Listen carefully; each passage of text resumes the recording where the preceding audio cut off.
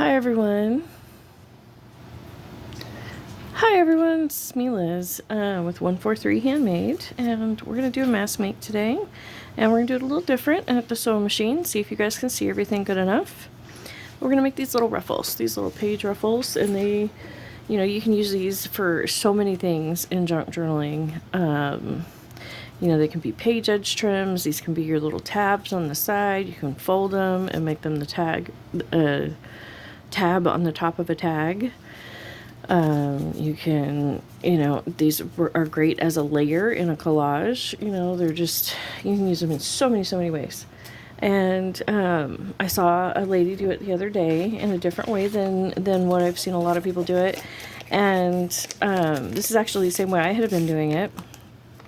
But she, it was the same but different. And so I thought I would show my way as well. And so, just use any kind of book page that you want, any kind of paper that you want. I tend to stick with the thinner paper for the ruffle because you are folding it over, into that Z fold. And so that can get to be, a lot of layers pretty quickly. But I just take the whole book page and I fold it. And then I take it to my sewing machine and see how the Z folds this direction versus, I want to lay it down so those folds are coming towards me instead of going towards the machine. So that way the ones on the bottom will run across everything good. You'll learn positioning when you start practicing on your machine. So I'm going to move to the center straight stitch. It's opened up quite a bit. And now that it's folded, I'm just going to run a quick stitch right down the center. And then stop. Cut my thread. And just keep doing that. And on this same sheet of paper. However far apart you put them, you're going to be ripping this or cutting this in between your sewing lines. So you don't want to get them too close together. But you can go pretty skinny. It's a very much personal preference on what you like.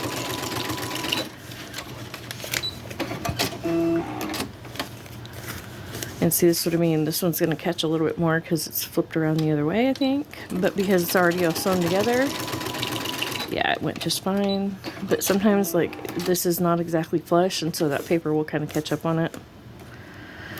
So, or in other spots on the machine, like you saw that. I don't know what it was hanging up on, but it was. And then all I do is once I have it sewn, like so, is I just come back and I just rip it. You can cut it if that's your preference, but I really like the way that the ripped looks. You do have to be careful. You can't just set it down and do the ruler thing. Like, you can't just lay a ruler on it and then tear along the ruler line like you can with flat paper. You do need to hold it and kind of pinch both sides pretty good. Excuse me. So that way it, you get all those folds.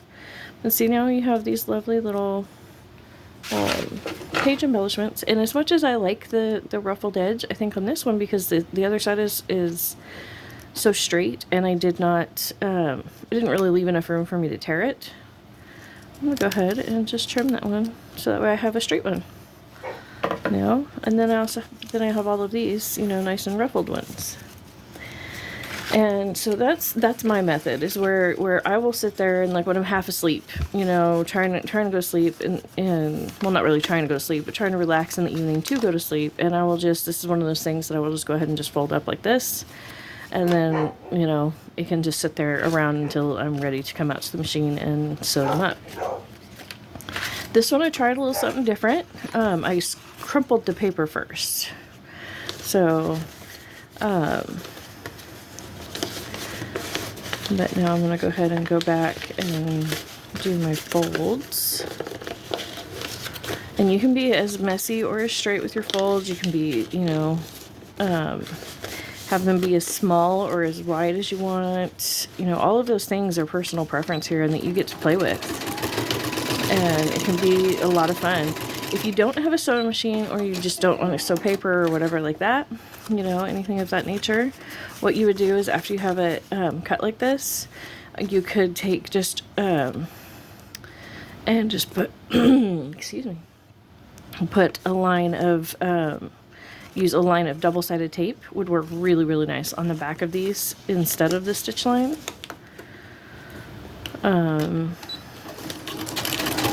Another method I have seen is where people take strips of paper and put glue on one side and run that down, and that would work great too. Okay, this one I'm gonna go ahead and go, I'm gonna go pretty close so you guys can see what a super skinny one looks like. And I think I like the crinkled paper, doing it with the crinkled paper, because it adds another level of, you know, grunginess, or, you know, age, as opposed to using the regular paper, the nice flat paper. But here we go, and see, this one's nice and wide, and so I could still rip this edge. This edge is nice and ruffly though already, I think, so we'll go ahead and leave that one as a big wide one. But then there's this one, who, with how close together those are, you gotta be super careful as you tear. But you see, you get a nice narrow one, which can be nice. You know, I like making them in a variety of widths and whatnot. So, it's a big, wide, funky something.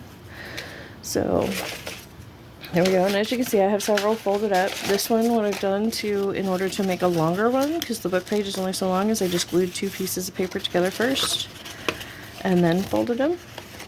And so as I feed that through,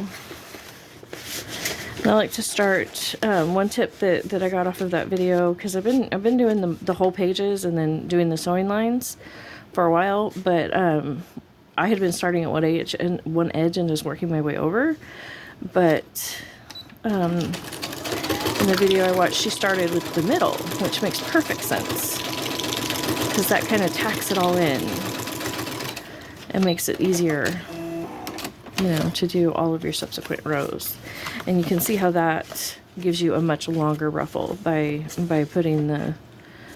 gluing the paper together first, if you just want to use a book page and you don't have any big long paper or anything like that.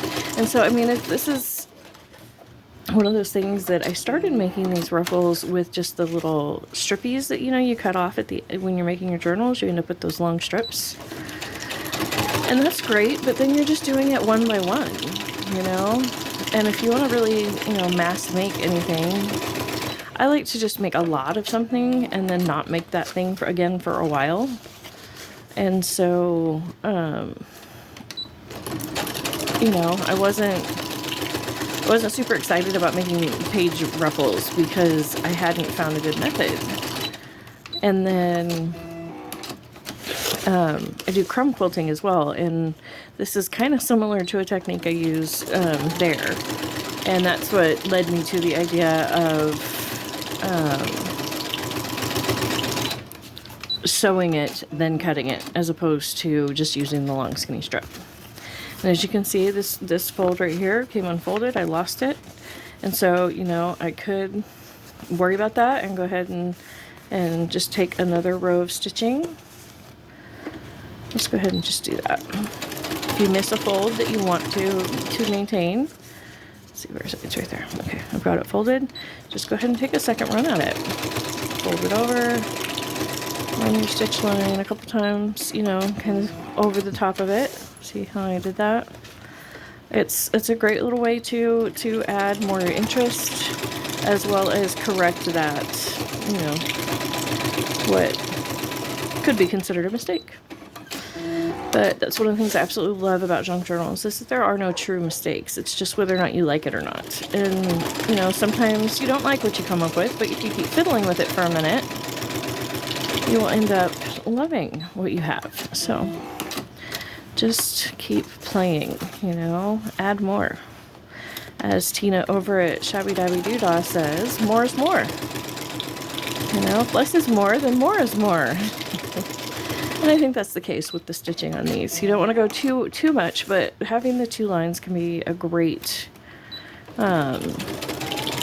detail, and it works fabulously at grabbing those couple of folds that, you know, you didn't catch the first time out. And see, now you would never know. It's nice and secure, and we can rip our strippy. Let me make sure I'm staying in frame good. So there we go. Like so.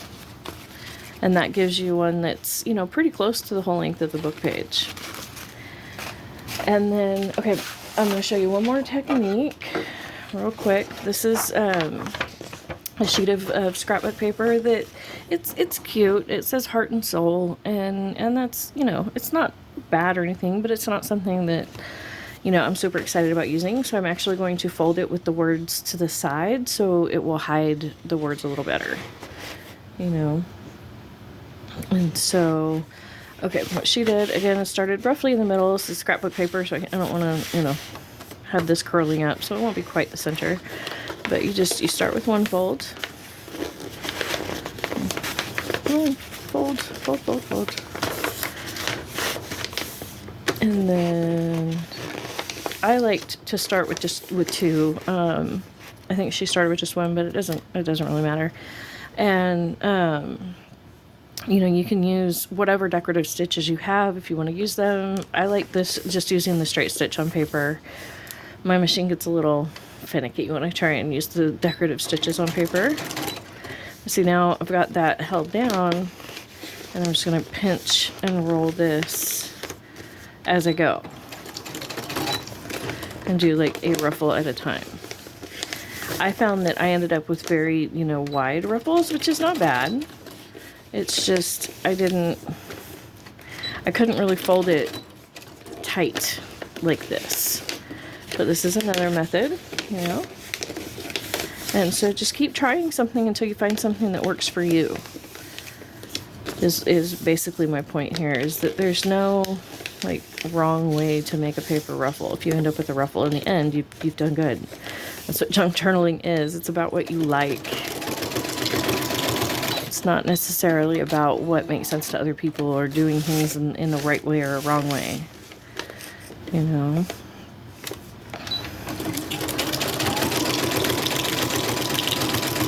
So, but now I'm just going to go ahead and stitch this paper across just the same way.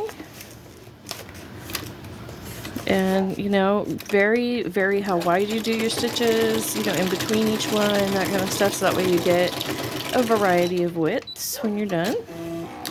Sorry if you're hearing my dog bark, you probably are. My camera picks up her bark really, really well. She's actually kenneled right now, and she's not super happy about it, but she's older and she's got some temperament concerns, and so we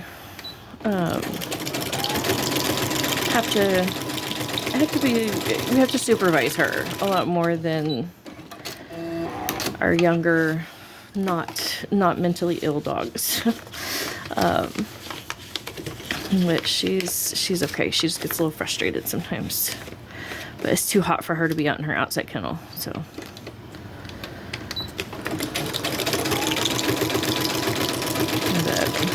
she's never in there for long. For anybody who's worried about that, I just put her in there right before I started this. And you know how long I've been doing this. This is take one. So, our dogs are quite spoiled, which is why when they face restrictions, they pout about it. So, here we go. You know, and like I said, just make sure you vary those widths. Or if you prefer, go ahead and you know, like, you could even take this to a ruler and mark out, you know, put little tick marks where you want to start and stop, you know, and stuff like that. So that way you can get them all exactly the same width if that kind of precision matters to you. I do not do anything on a precise level. I hardly measure anything, and, you know, that's just the kind of artist I am. But precision artists, I have so much respect for precision artists. So if that's your jam, you impress me every time. So, but I prefer to make art that's much more freeform. Okay, that's set my timer. So, thank you so much for joining me today, and I hope that this, gave you some inspiration on how to make some more page ruffles. And let me go ahead and tear this one, and then I will count how many we made today. 1, 2, 3, 4, 5, 6, 7, 8, 9, 10, 11 that are already ripped out, plus each one of these, 11, 12, 13, 14, 15, 16, 17, 18, 19, 20, 21, 22, 23, 24, 25. So we made 25, depending on how you want to look at it. So, these are super, super fast if you have a sewing machine, and if you don't, I really recommend the double-sided tape trick, which is where you would just, you would have it folded. I don't have any double-sided tape right now, but, you would hold it flat like this with one hand, and then you would just lay the double-sided tape across as if it in place of the stitching, on the back side, and then still do your tearing and whatnot, and that would give it the adhesive that it needs in it as well. And of course, you can ink these, you can decorate these, you can do, all that stuff. So, don't forget to like and subscribe. I appreciate all of you.